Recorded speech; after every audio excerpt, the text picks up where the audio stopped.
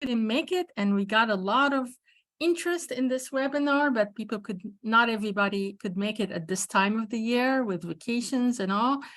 And so they'll get to see a recording of it on the NET website. So the webinar will have a long life after the moments we have together. So the logistics are that we will hear from our speaker. Please use the chat to have any questions, jot down any questions that you have while at the webinar during the presentation. And then following the presentation, we'll have time for discussions and engagement with our speaker. So I would like to introduce the topic of the webinar first. Is really about developing communication plans. The elements of effective communication plans that we all use to recruit and retain students, whether they are pursuing gender non-traditional or not, CTE students. The information that we will share with you will be relevant to everybody, but would like to particularly look at it with the lens of gender non-traditional CTE students or students pursuing gender non-traditional fields of study. So our distinguished speaker will share with us how to message to different students, how to create a plan, what elements of the plan are there, and how to create messages that work for different students or different messages for different students, depending on their varied needs and conditions. So it gives me extreme pleasure to introduce Stacy Whitehouse from Advanced CTE. And Stacy is the communication manager at Advanced CTE.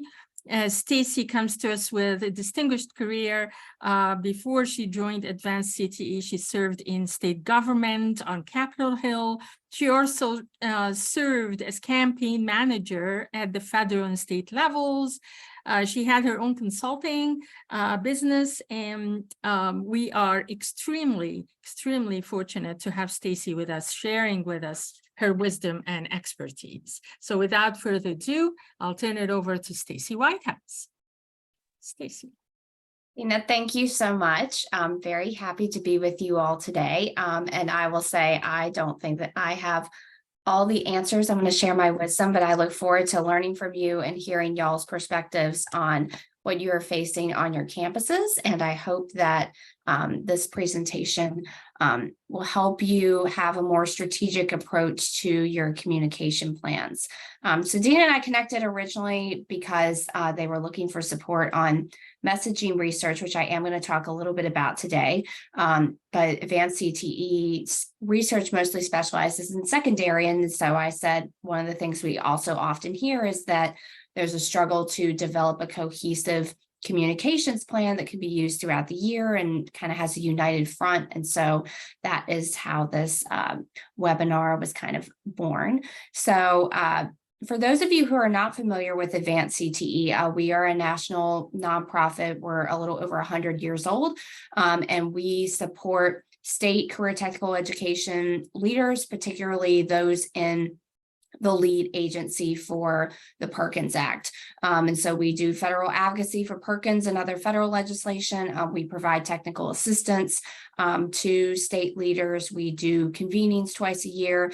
We also provide a variety of webinars, which I will share at the end of the presentation in case there's anything of interest coming up, or I know we're having some conversations about post-secondary faculty recruitment and some other topics. Virtual CTE and CTE without borders and those types of things are coming along later in the summer, so I will share that. So we primarily cater to state leaders, but we also know that our local and our institutional leaders are a huge part of that success, and so our resources and our offerings are also designed to support them as well. So today, I'm going to talk about a few things.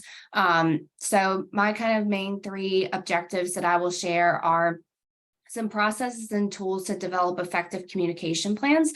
Kind of laid out a 7-step process, and I think this is something that probably everyone is doing bits and pieces of, but this provides a more kind of organized narrative and helps think about it in the lens of why aren't students pursuing non-traditional fields, and how can stakeholder engagement be used to kind of inform our communication plan? So that kind of ties into the third bullet point of our messages have to reflect our audiences, and that requires intentional work in order to make that happen.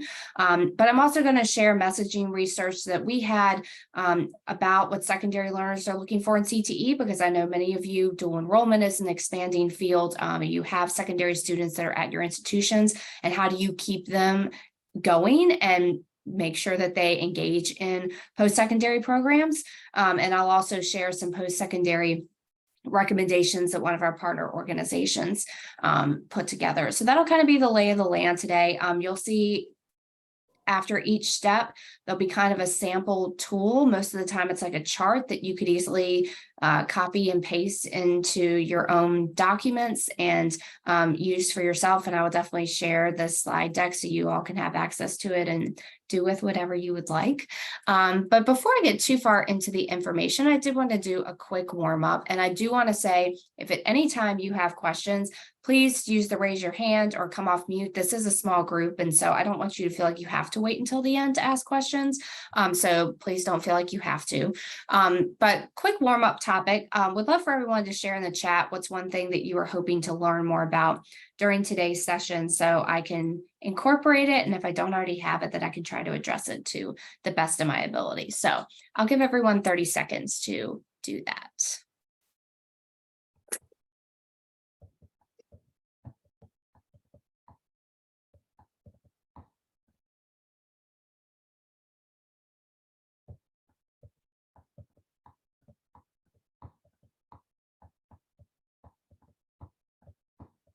Raymond, thanks for sharing.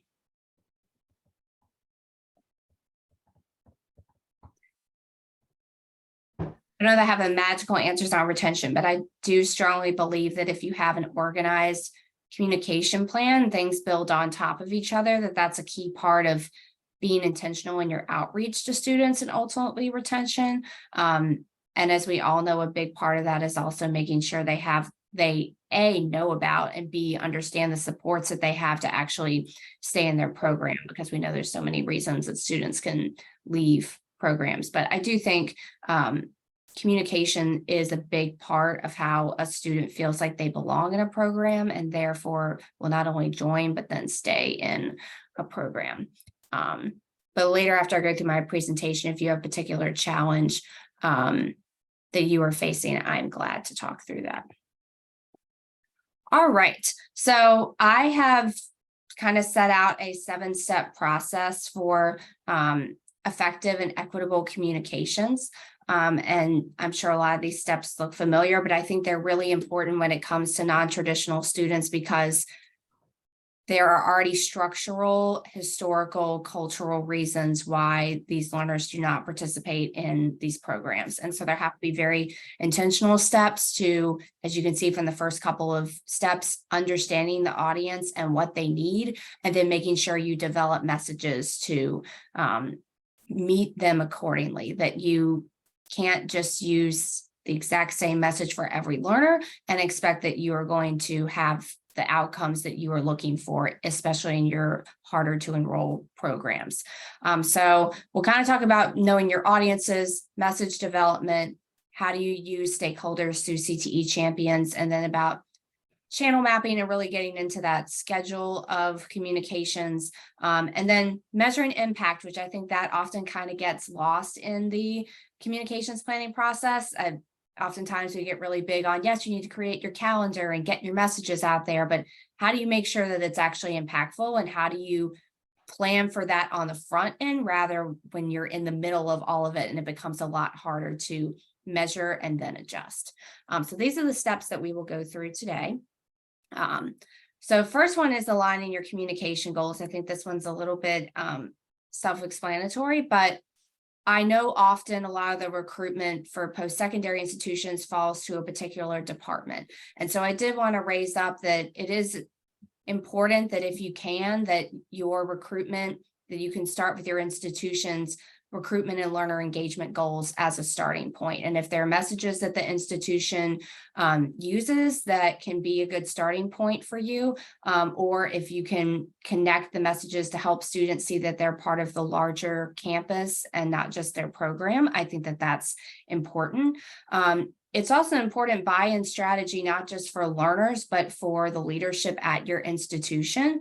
And so particularly if you were trying to push more and get more resources for non-traditional support, showing how your programs and how your messages align with what the institution is labeled as a priority for their goals and for their messaging is important too. So I think starting with alignment is a important first step before going any further on your communication front. The second step, which I've already said, I think is really important here, is learning your audience. And we talk about non-trad and traditionally that has been gender, but we know that gender continues to be communicated as a more flexible spectrum, and there are intersectionalities within that have to be considered, that it's not just females in tech fields or males in nursing, but what are the other identities that they come with, such as race, ethnicity, have their family members been in college before, what is their income status, all of that has to be considered when you're formulating messages, because that usually means they come with perceptions of post-secondary education, perceptions of CTE.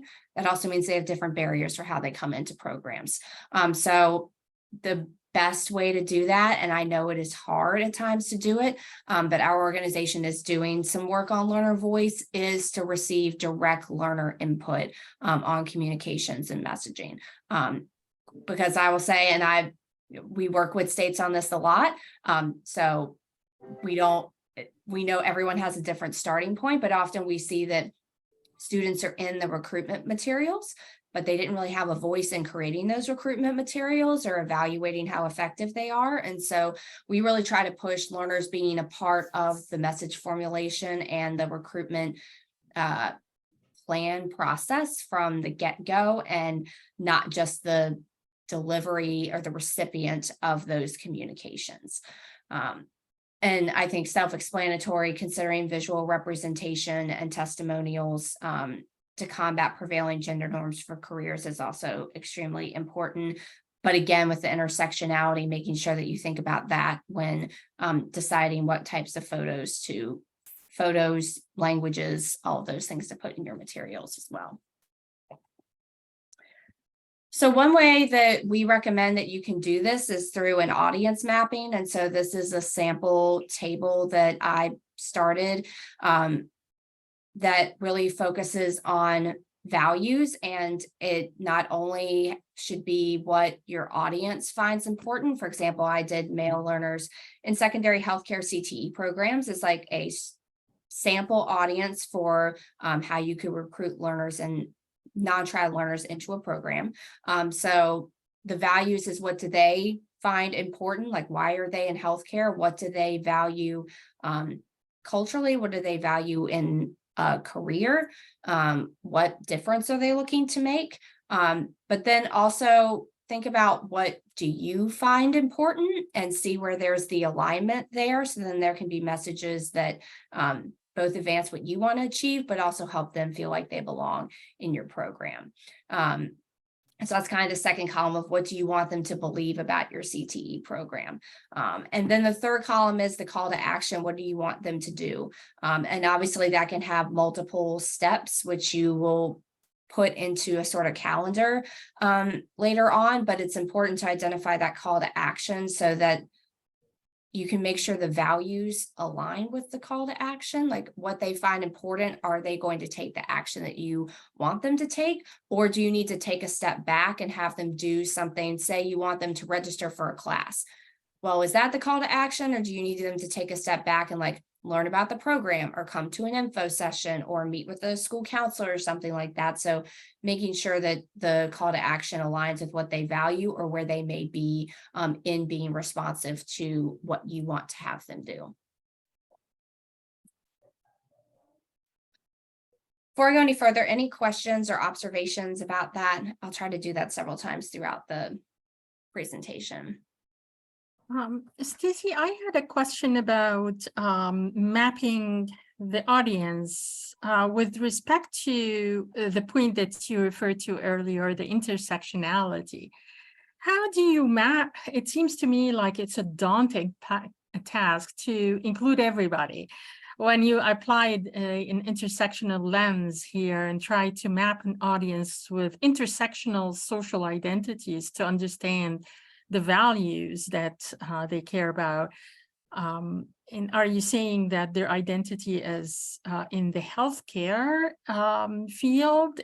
These are the values that matter, not general or generic values? I use this as like a specific program example, but no, I did mean more generally, like, do they highly value family maybe more than other like cultures, or how do they view post-secondary education, or how do they view a job? Do they view it as like a way to help their community? Is it something to help their family? Like that sort of thing. So as you said, more general values of what that population holds. Right. And so you if you have varying or variations on the value spectrum, do you prioritize those that are most cited or most common, or do you use them all?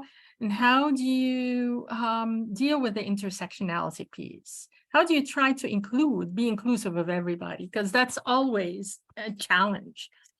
Yeah, I think there's no perfect answer about that. And as I'll say, like kind of in the message development in the next slide, the goal is to map all of this out so that you have an understanding before you go into the message development. And ideally, in a perfect world, and we know that this is hard, you could have some conversations with learners before you get into message development, or have a draft that you could then show them, that you could come to an overarching message which you think speaks to learners and what will resonate with them, while understanding that maybe for Latinx populations that there may be some tailoring that has to be done, or supporting messages that have to be given, versus maybe students who are shifting from another career. They're already in the workforce, that type of thing, or Asian populations, there's some tailoring. So it falls more into the supporting messages of the top line should be the benefits, and then the nuances about the value should go more into as you're explaining something, rather than the overarching message that's out there. If that makes sense. And do you do this through surveys or focus groups?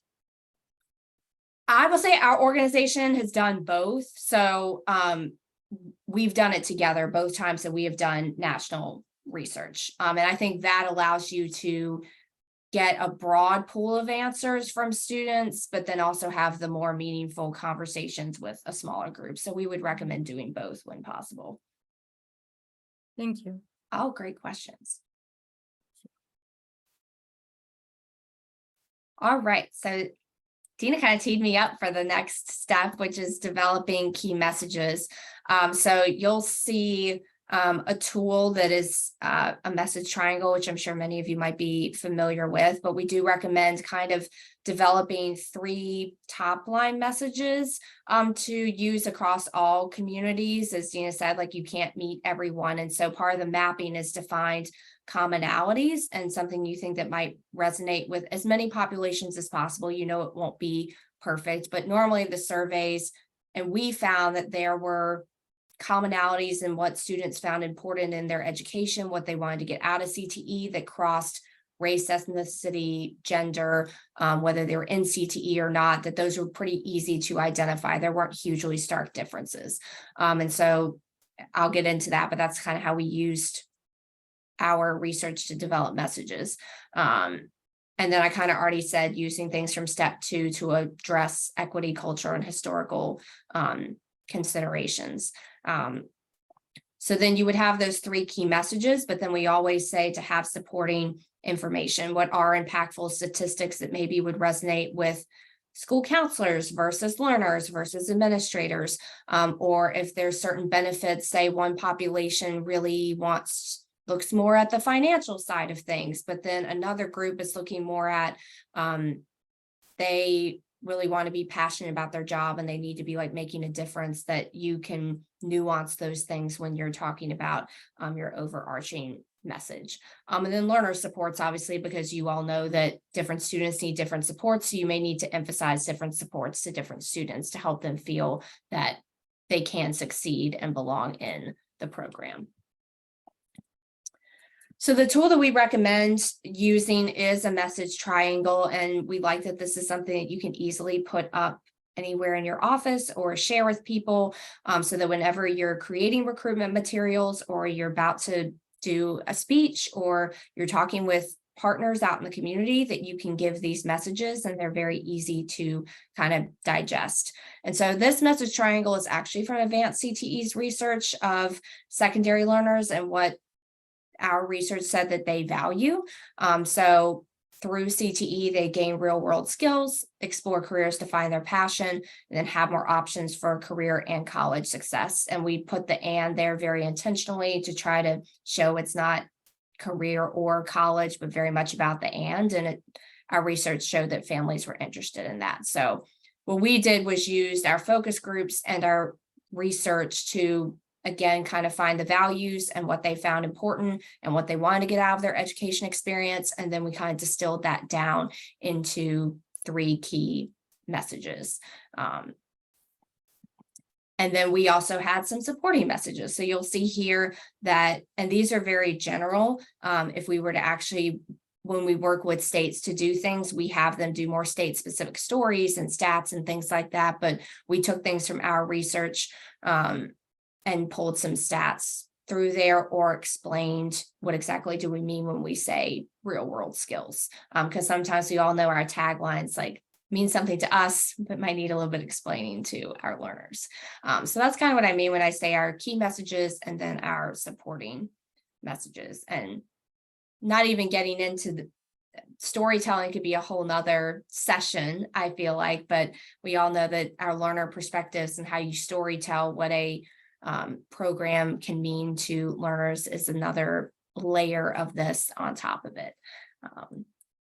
Any questions about this tool or message development before I go further? And I will say I'm making this look a lot easier through this slide than it is on paper. I know that this can take, and often takes our states, months to formulate, because not only is it getting the learner research and input, but then you all have lots of other stakeholders and communication staff and higher ups that have to approve these messages. So I do recognize that this is a longer process than what this might show. But I do think the message triangle allows the process to be simplified a bit, because I know message formulation can often get very complicated. And so kind of focusing on 3 messages allows you to get to an end point by taking all the values and information you collect and trying to distill it down. And Stacy, the message triangle framework works for any mode of communication, whether Yes. it's social media or print or brochure, whatever. Yes, and we'll get into this a little bit more on the channel mapping, but our recommendation is, again, there are nuances depending on your audience, but there should not be completely different messages based on your channel. There's obviously the call to actions a little bit different, because we all know like what you're putting out there on TikTok is not going to be the same as like what you put on a website in terms of level of detail and whatever, but there should be similar themes that you should use, maybe one message on one channel and maybe not emphasize the others as much, but there shouldn't be completely different messaging triangles for your channels, because obviously we know students don't consume information in a silo. So if it says something completely different in different places, their minds are not going to connect the dots about this is saying the same thing, and it's not going to build that kind of, I don't want to say acceptance, but interest in what you're saying. All right, so I'm going to go a little bit into messaging research since I've talked about it a little bit. speaking of focus groups and surveys, this goes into a little bit more detail than you all probably need, but I often put this on my slides. We have done 2 rounds of research with secondary learners and parents and guardians about what they are interested in when it comes to their education in general. And if they are in a CTE program, what they find the benefits to be, and if they're not, what they would most want to get out of a CTE program. And then some messaging research about what message about CTE most resonates with them. So you'll see prospective means they aren't in a CTE program, current means that they are. So we did do, as I mentioned to Dina, both focus groups and national surveys to kind of get this information. And we did an oversample of Black, Latinx, and families with low income because we wanted to make sure that the messages and outcomes we got in our 2017 research were actually equitable, because we didn't really disaggregate our data the first time that we did this. And so the second time we had been on our equity journey and recognized how important that was. And so we intentionally did an oversample of all that. So I will say we very much made sure that the messages that we were putting out there were equitable and responsive across populations and not just one population. So I'm not going to go to, I do hour-long presentations on our research alone, so I did not go too far into that because you all are post-secondary and I wanted to be respectful of that, but I know secondary learners are a key population to get into your program, so I did want to share this. The top message for what families found to be the highest benefit of CTE was preparing for the real world. And that kind of served as what led to our messaging triangle. The other piece of that, which if we go back to the messaging triangle, you will see real world skills. You will also see passion. The other piece, and I know this can be a little bit different for some post-secondary populations than it is for secondary, but students that were not in a CTE program really cared about making a difference through their career. And that's what they really wanted to see by being in CTE. So not only did they want to be prepared for a career, but they wanted to feel like they were making a difference. And you can see it ranked above some other things that traditionally we may think are why students would care about CTE, or a more defined and mapped out career path that would definitely lead to a well-paying job or earning college credit or those sorts of things. But that kind of shows that there is some nuance with our secondary learners. And we've seen this in some other research that we've completed just in the last year. So this is a enduring theme that we're finding among younger learners. So I also just wanted to share the description that we gave to students about preparing for the real world, which again informed the messaging triangle that we gave. So basically we had multiple messages that we gave to students during the survey and in the focus groups, and they got to choose one based on the descriptions we gave. And our other messages were focused on building networks and kind of social capital, and it was based on evergreen skills and being a sure bet in an economy, because we did do this testing during the height of the pandemic. But over 60% of the families and learners we surveyed picked preparing for the real world when they were asked to rank them. So it was a very strong message overall. So I just wanted to share what this description was in case it is helpful for you all. And I am also glad to share there's a link to a focus group guide on our website that if you are interested in kind of doing this type of work, you don't have to ask exact same questions, but it can be a starting point to help you do this kind of focus group and survey information.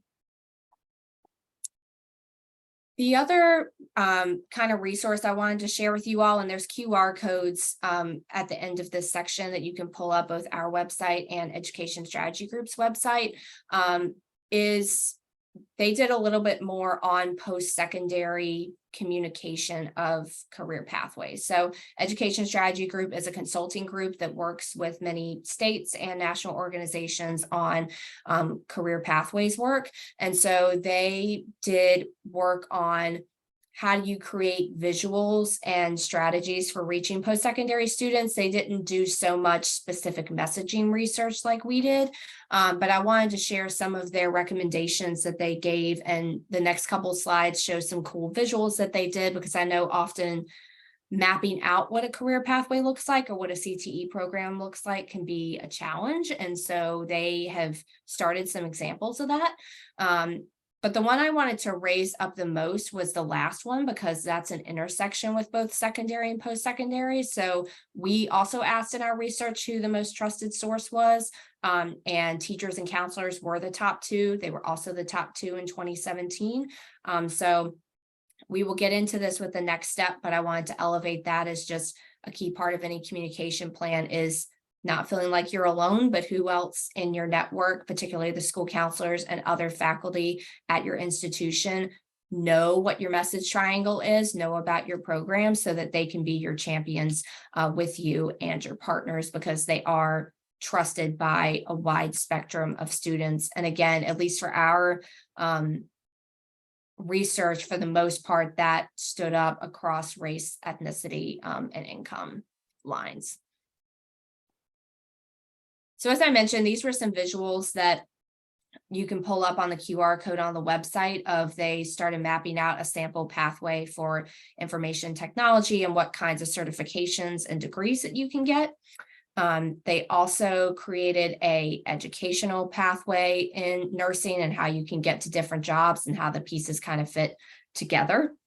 So I wanted to share these in case something that you might be looking for. And I do think this is part of an effective retention strategy, that students need to see where they're going, and the variety of ways that they can go, especially if their education is disrupted, and how knowing upfront, like if it gets disrupted, how they can get back on track and that they can return to their learning.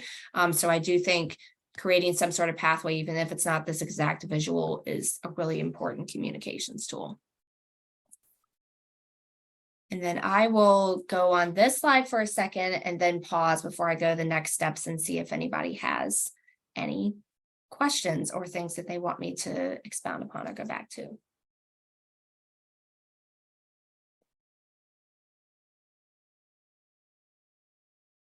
And our website, when you go on there, our full messaging research report is on there, but there's also a lot of templates that you can use. There's resources on parent guardian engagement if there's something that you're interested in. There's resources about internal communications training. So there's sort of planning documents that you can use, along with some like ready-made fact sheets and things, if you want to use that as a starting point for your work. So we have a lot of different resources on there. The Education Strategy Group has a lot of kind of mapping templates and things like that to get started. Wonderful. All right. I'm glad to come back to this slide later if needed. And of course, we'll share the slide deck afterward. So I've already mentioned this some because it is so important in order to understand your audience, but developing and utilizing the CTE champions, I put this as step 4. I kind of struggled with where to put it, because hopefully at the beginning of your process, when you're developing your messages and understanding your audiences, you should be engaging your community partners and your school partners from the outset as part of understanding your audience and getting buy-in on your messages. But I put this here kind of as if you've developed your messages, getting input from your partners, and then how do they help with the dissemination side of things. So I like this phrase that I put at the top of, recruitment is every day for everyone. And I really strongly believe it can't be done in a silo. And I know that it is not easy, because everyone has different reasons for why they support CTE. And again, with like, some people do support it because it helps with their business and helps to get jobs. Others because they want to help students find their passion and things. Everybody has a different lens. But ideally, they all need to be communicating the same thing when it comes to learners and not their agenda, because as we know, they can be our strong partners, but if we're not all on the same page on messages, they're not going to be as helpful as they could be in getting learners into CTE programs. So ideally, They will not only give input on the messaging triangle, but once you develop that and go through the long approval process, they would be the people you would go back to and say, hey, we came up with messages. We know that these work for learners. We really appreciate you using these when you talk with learners and even with their fellow employees that they work with about CTE. The second point that I put was representation and relationships are key. And I said that because as we know, you can put the right visuals on communication materials all you want, but if you don't have the relationships and the trust with those communities, particularly when it comes to your community partners or your faculty representation, then students are not going to see themselves in a program. And we know they know, especially Gen Z, like they know authenticity and they can tell when you're checking a box versus when you have meaningful involvement from the community and from stakeholders to represent the students that you want to have in your programs. So I put some examples on here of just relationships that are important to have with industry, with trusted sources within your audience, even if they are vastly maybe outside of CTE. I think one example that comes to my mind is social workers. Like some people may not immediately think of them as folks that are connected to CTE, but obviously they're connected to very important support services and they could help reinforce your messaging. And so thinking about who the trusted sources are with your communities and how you can equip them with your messages, and also just have a conversation about shifting perceptions, because if our learners have preconceived notions about why, maybe if they're male, why they shouldn't be in a nursing program or female shouldn't be in an IT program, their trusted sources may also have those perceptions and it's not their fault. But how can we have a conversation and help to shift those perceptions? So one way that we recommend doing this is through relationship mapping and being really intentional about understanding who all your partners are and where you are in your engagement with them, because we all know we have certain times of the year that we engage people. But this should be, as I said, every day for everyone. Hopefully this can be a year-long process. So I put a couple like recruitment partner examples if we were still talking about nursing. So one could be graduates of your program. Another one is English language learner class leads, if maybe some of those learners would be interested in going into a healthcare field and perhaps an RN program later down the road. Kind of mapping out these columns of why would this partner value the engagement, why would they want to be helpful. Obviously, I think if you're a graduate of a program, you would want to see other students succeed in a program, for example, and they would want to share their success that they're having and lessons learned. And then what is the current engagement? And then where can you grow your engagement with that partner, or how can they support you in that work? So obviously, this can be a bit of exhaustive list. So what I do recommend is, again, I went really granular in doing a specific program, but if you want to look at all of your programs and who you interact with, what maybe larger organizations that you interact with or categories, you can apply it to all the programs. But then I would recommend, you all probably know what your data is, you know what your underrepresentation is. So I would recommend, after you do a general relationship mapping, taking a little closer look at where's your biggest underrepresentation and who are maybe I hate to use the term sub partners, but the branch off partners, like say within industry, that you should be reaching out to in order to close the gaps on that enrollment or retention, whichever one you were facing. So any questions about this before I move to the next one? I want to make sure that I have time for questions to have like larger conversations about what you're facing.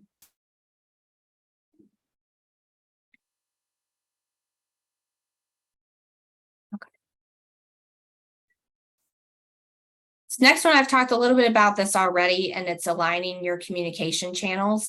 Can we do a hand raise if you kind of have, I'll probably kind of combine steps 5 and 6. Does anyone have a communications calendar that they use right now for, or you can put yes in the chat, that they use for communications right now?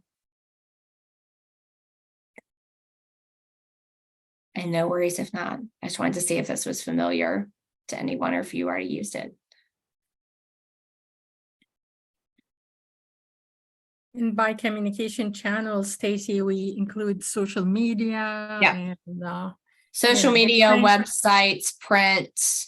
I would say even event outreach, I would consider a channel. So if you're doing things on the ground with learners, I consider that a channel. Mhm. Well, I wanted to share this because aligning those channels and making sure that there is intentional action about when you use those channels is important.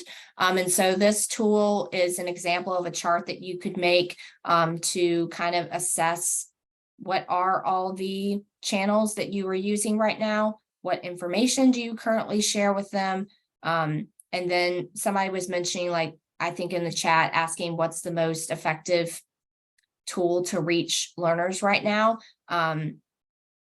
That, again, there's no perfect answer for that, but I think those surveys and the focus groups is a great way to find out during your message development. Ask the question, like, how do you get your information? Like, would you use TikTok or YouTube or whatever in order to get information? And think about if they utilize this channel. I think it's also important to think about what are the barriers that your audience faces to getting information. And for example, maybe learners utilize a certain channel, but do their families also utilize that channel? And if they don't, how can you make sure that it's not just the learner that you're focused on having access to information, but the people who they trust to also have access to information? So this can be nuanced in how you think about the channels. And I personally am a firm believer that there is not, especially with the way society is today, that people, I mean, in the last hour, I will say before, or I will say today, before I went on here, I very quickly opened, but I went on Twitter, Facebook, Instagram, a website, and YouTube, all in the span of a few hours. So I personally don't think that there is one magical channel that people receive their information on. The important thing is, are your channels reinforcing your messaging every time and or leading your learner on a journey to where you want them to end up? Are you using one channel, let's say YouTube, to build information, sort of an informational campaign? And then are you using either a website or a social media app to get them to click on something to go to a form to like draw to action in order to stay in touch with them or sign up for text messages or something like that?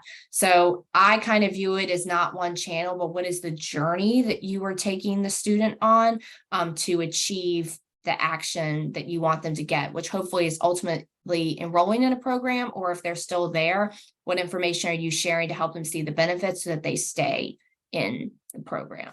So that's kind of the approach that I take to communications. And when people often ask what is the most effective channel, I think that's a lot more complex answer than just one channel. Because I will say, some people say that, I know TikTok is very popular among the younger generation, but we've probably all seen the articles. There are a lot of older people on TikTok too, and a lot of influencers on TikTok too. So I don't think the age can be a determinant either of what kind of channel that you are using. So I kind of went over a lot of this already.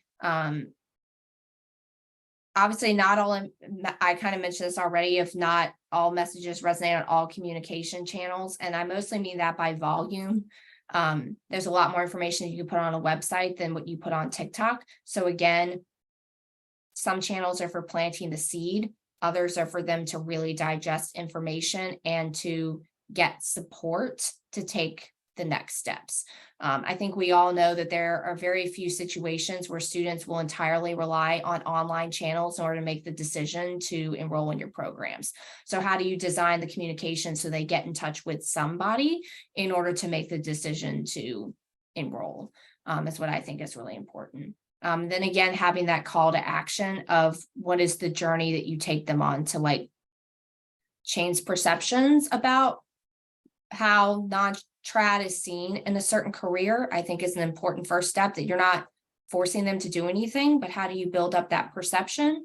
Then maybe you get them to a point of learning about a program and learning about supports that they would have to succeed in their program. And then there's obviously like learner testimonies and things that could be built on that to continue to change perceptions. And then getting to, okay, let's talk to a counselor, let's attend an information session. So it's a much longer journey than just that one final call to action. And I think channel mapping allows you to kind of work backwards on that journey, and the calendar does too. All right, so again, these are closely intertwined. And I've kind of shared this already, but I want to go to the table and just share. When I say calendar, I really do just kind of, you could use an actual calendar and just put things in by day, but I've kind of done it by week and target audience, which there's probably multiple target audiences that you're trying to reach at one time. But I think a calendar allows you to look at, when do you need to communicate with certain audiences? When you may not have the capacity to do multiple ones at one time, and that's okay. But taking a step back, and I use the example of like a high school visit. If you have high school students that are coming and visiting your campus, that school counselors kind of need that buy-in early, so they will advertise it to their students. Then therefore families will get the information. And if you take a further step back, there's probably administrators and people who want buy-in very early on to have as many students come to your campus as possible. So just working backwards, I think, is one of the most effective strategies to making this work. And then you'll see the messages you're going to be sharing, channels, and then the people responsible for carrying this out. And you don't have to share the whole details with your partners, but I think sharing a general calendar of saying these are our milestones of when we most interact with students, and when you'd like their help in supporting that can help go a long way to giving them something actionable to do, because we all know everyone's very busy, so they may want to help you, but if you don't let them know maybe exact times to help, they may not get around to it. So the communications calendar, I think, is an important final first step to kind of take all the information, both the values, which then go into your messages, which then go into who your stakeholders are, and then understanding your channels. And then how do you create that into a schedule that weaves everything together and helps you do it systemically rather than one-off interactions or one-off communications. The final step is measuring impact. And I said this at the beginning, the most important part of this is to decide this early, decide this during your planning process, because I've worked with states that said, oh, we want to do, we're going to do social media ads on CTE recruitment programs. And then they realized they couldn't access the audience metrics that they needed in order to measure success. And so that didn't lead to very actionable data. So that doesn't mean don't use social media, but if you are looking for certain metrics of perhaps maybe how many students of a certain population you are reaching, you know that that is a lot harder to get on, say, Facebook than it might be if you're doing an in-person event. So just understanding what metrics you can assign to something versus like on social media, doing a click-through rate or a sign-up form rate is very easy to do and might be a more realistic way of knowing who you are reaching. So I think it's important to decide those on the outset. And then if, for example, you really want to make sure you know maybe how many males or females that you are reaching because non-trad is something you are trying to close, you will have to go through probably other channels than just digital media. Sometimes you can drill down to that effect, but I know it varies widely by channel. So I put some examples of communication metrics, but then also outcome metrics, because you can marry the two of those together. And then I think it's really important to determine how often this metric will be evaluated and potential response steps. So for example, if you're trying to do a sign-up form for an information session, you know there's certain spots that you need to check in on the metric and see if you need to change your paid ad strategy or your channel strategy in order to achieve the goals that you want to achieve that you probably set out in step one. So I didn't have a specific tool for that, but I just wanted to mention that the metrics for success sometimes often get lost because I know the message development and all the other steps take quite a bit of time. So just to revisit, these are the 7 steps that I kind of set out, that we recommend that you go in this order when possible, but the most important is getting the input in early from your stakeholders and your learners, so that it makes it that much easier to get the buy-in later when you're developing your plan and actually getting the messages out. So this is my email. I will also put this in the chat. Please feel free to email me at any time. I'm glad to answer questions or provide additional resources that I maybe didn't have time to go through today.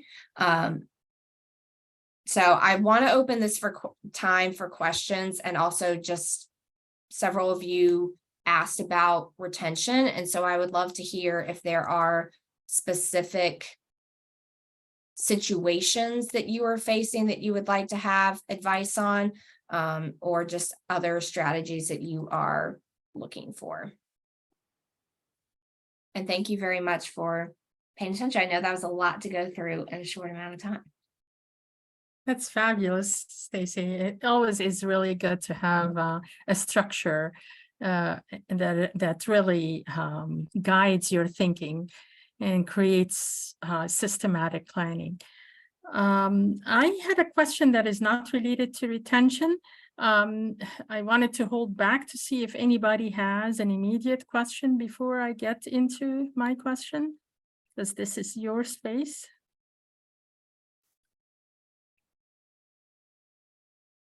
So until you gather your thoughts, I'm going to throw out a question to Stacy that I've been thinking about.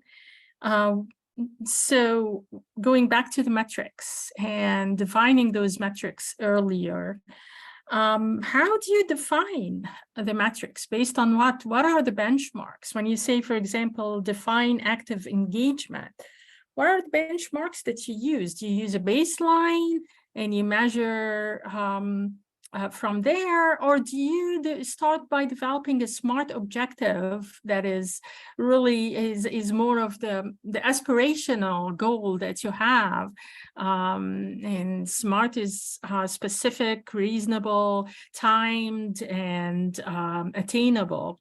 Do you advise doing that? And again, based on what benchmark? Obviously, you have a history, and you want to make it aspirational. So you want to increase somehow the aspirational goal.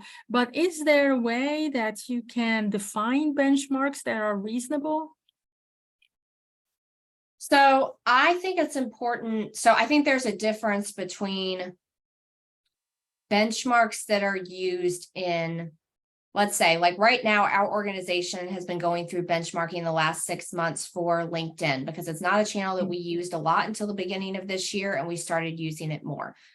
That is for general communication. And so we're trying to develop a baseline of how much people engage with us, what posts work best, those sorts of things. There's a difference between the baseline that you set for general communications about an institution or things like that versus recruitment. And I think recruitment should come back specifically to the goals that you decide to set for recruitment. So if, for example, if you were trying to get X people from a certain population to sign up for an information session, or if you're trying to retain a certain amount of students in your program, your metrics should reflect that.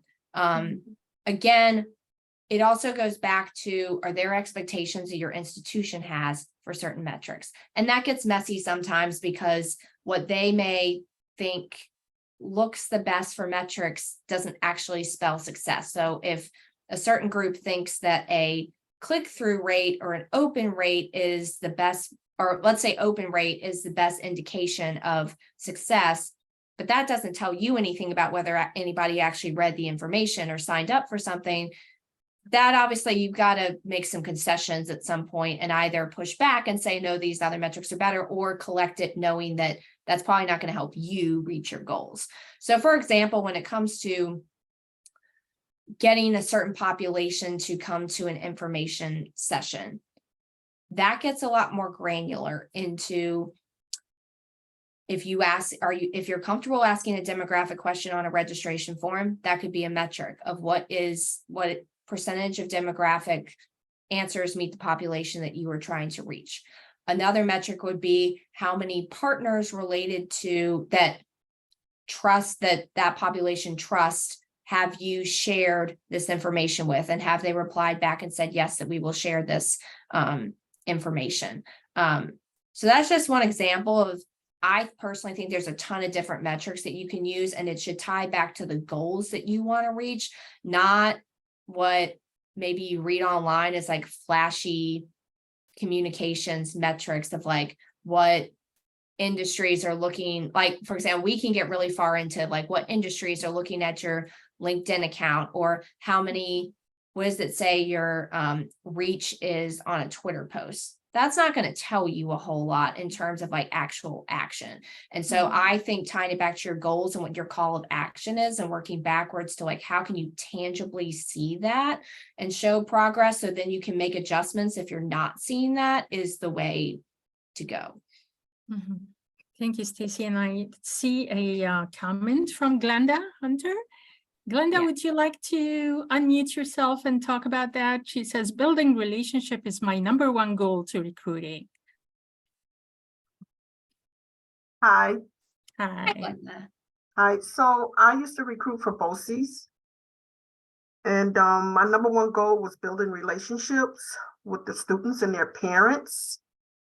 And I pretty much filled the building up.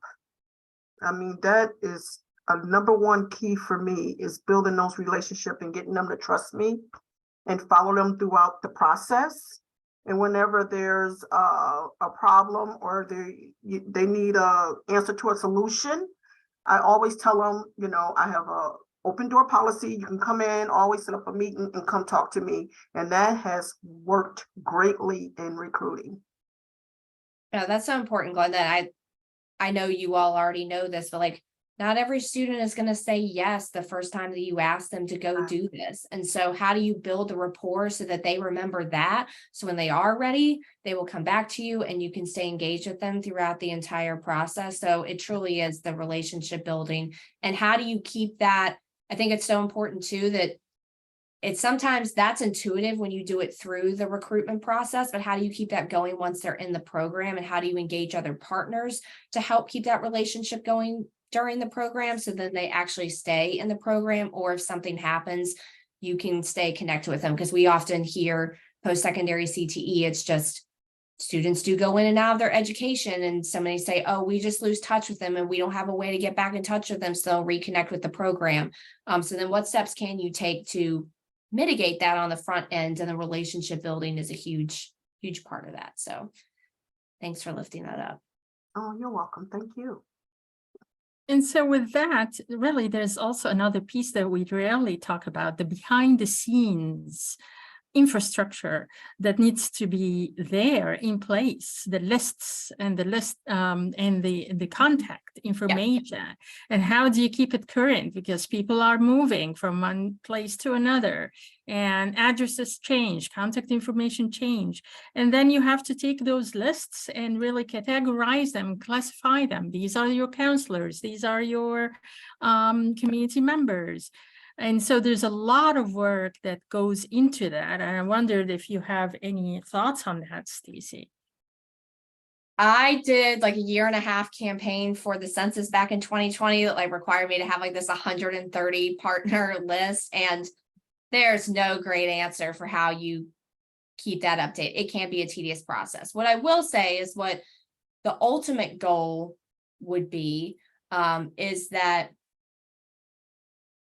you have your partners helping you with this work without them telling you. So then, yes, you keep up with the list, but you're not having to depend on that list as much. Like, for example, the goal would be that, say, the school counselors in high schools, they build in conversations about your programs into their counseling sessions, and they schedule a high school visit with you, or they come and do a PD opportunity. And that takes time. Like, the goal would be after a couple of years that becomes second nature, that they are the ones reaching out to you and say the winner and saying, hey, we want to do this, or when is this coming up? But And hopefully they would also be proactive about sharing when contact information changes. But I mean, we're a membership organization. We face those problems all the time. I think in any line of work, there's no magical answer to keeping those lists updated, other than, again, building the relationships, hopefully get you to the point that they're being proactive rather than you having to like do all this digging and searching, because they value the relationship. So if they're leaving, they'll share with you who the next person is going to be to keep that going. Yeah, great. Any other questions?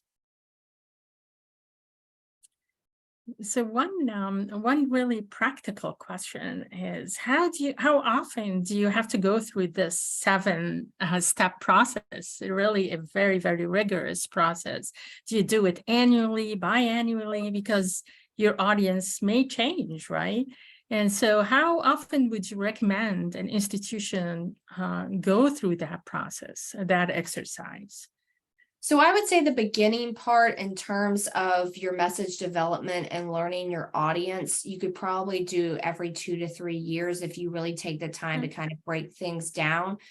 The second half of the steps in terms of channel mapping and the calendar is an ongoing process in the stakeholder engagement. So I would say like the first 3 steps every 2 to 3 years, you could probably do that. You can go longer, but I would say audiences change, as you said, a lot. And so I wouldn't recommend going too much longer than that. But everything else is sort of iterative. I would recommend like you take time during a monthly staff meeting or a monthly planning meeting and kind of going through your calendar and going through your channels and just making sure that you are executing what you put on paper in Fidelity, because if you wait 6 months, it's going to require this like huge shift in order to make changes. And it often becomes one of those situations of like, well, we just don't have time to do this, and it goes on the back burner. So I think the more often you can check in on your plan, the everyday pieces, I would personally say monthly. I think that makes it a lot more manageable than doing like a yearly evaluation or something like that. Very good. Thank you. Any other questions, final questions for our wonderful speaker? And again, I will share, I know y'all are recording this, but I will share the slides as well as a PDF for y'all to use. So Stacy Whitehouse, thank you so very much for sharing your valuable wisdom and insights. This has been really terrific. I think it's going to be really helpful to a lot of our members. And as I said, you know, although we didn't have a lot of participation there today, the recording is really something that many of our colleagues are looking forward to review and learn from. Thank you again so much. We hope you all have a wonderful rest of the week. Wonderful. Thank y'all so much. Have a great rest of your afternoon. You too. Thank you. Bye-bye. Bye.